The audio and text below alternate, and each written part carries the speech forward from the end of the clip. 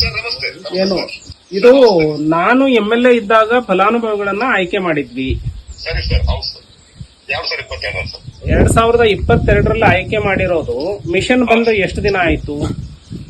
Mission ಬಂದು sir ಈಗ ಒಂದು 3 ತಿಂಗಳಾಯ್ತು ಸರ್. 3 ತಿಂಗಳವರೆಗೂ ನೀವು ಅಕ್ರಮವಾಗಿ ಇಟ್ಕೊಂಡ ಹಾಗೆ ಸರ್ಕಾರಿ ಯೋಜನೆ ಹೌದು ಸರ್. ಅದು ಫಲಾನುಭವಿಗೆ ತಕ್ಷಣ ಮುಟ್ಟಿಸ್ಲಿಲ್ಲ ಅಂದ್ರೆ ಹೌದು ಸರ್. ನೀವು ಸರ್ಕಾರಿ ವೇತನ ಕೊಟ್ಟು ನಿಮ್ಮನ್ನ ಪಗಾರ ಕೊಟ್ಟು ಇಟ್ಟಿರೋದೇ ಈ ಉದ್ದೇಶಕ್ಕೆ. ಹೌದು ಸರ್, ಹೌದು ಸರ್. ಸರ್ಕಾರದ ಯೋಜನೆ ವಿಳಂಬ ಇಲ್ಲದೆ ಫಲಾನುಭವಿಗೆ ಮುಟ್ಟಿಸಬೇಕು ಅಂತ. Yes, ಸರ್, ಹೌದು ಸರ್. ಈಗ ಉದಾಹರಣೆಗೆ ಏನ್ರ ಹೆಸರು, ಒಂದು ಅಮ್ಮನ ಹೆಸರು ಲಲಿತಾ ರಾಮಚಂದ್ರ ಕಾಂಬಳೆ ಅಥವಾ ಮೀನಾಕ್ಷಿ ದಯಾನಂದ ಕುರಾಡೆ, ಹೌದು ಸರ್. ಅಶ್ವಿನಿ ಮಾದರ್, Yes, ಹೌದು ಸರ್. ರಜನಿ ದಾಸರ್ ಇವರ ಹೆಸರಿಗೆ ಸರ್ಕಾರ ಮಂಜೂರು ಮಾಡಿ ನನ್ನ ಅವಧಿಯಲ್ಲಿ ಈಗ ಬಿಡುಗಡೆ ಆಗಿದೆ. ಹೌದು ಸರ್.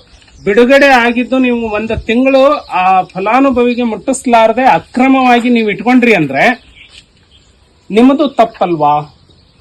ಸರ್ ಈಗ ಎಲ್ಲ ಕೊಡೋದಿಲ್ಲ ಸರ್. ಹಾ 374 ಮಾಡ್ಬೋದು ಸರ್. ಹಾ 372. 72 ಸರ್.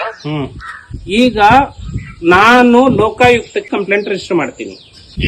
ನಾಳೆನೆ ನಾನು ರಿಜಿಸ್ಟರ್ ಮಾಡಿದ್ರೆ ನಿಮ್ಮನ್ನ ನೀವು ಹೇಗೆ ಪ್ರೊಟೆಕ್ಟ್ ಮಾಡ್ಕೊಳ್ತೀರಿ? ಈಗ ಮೊನ್ನೆ ಸರ್ ಕೊಟ್ಟು ಸರ್. ಸೋಮವಾರ ಹೌದು ಸರ್. 11 ಗಂಟೆಗೆ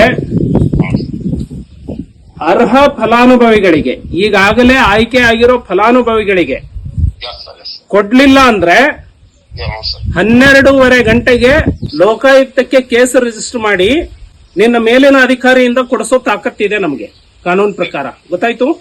Yes, yes, sir. ಸೋಮವಾರ ಸರ್. ಎಸ್ ಸರ್, ಆಗ್ಲಿ.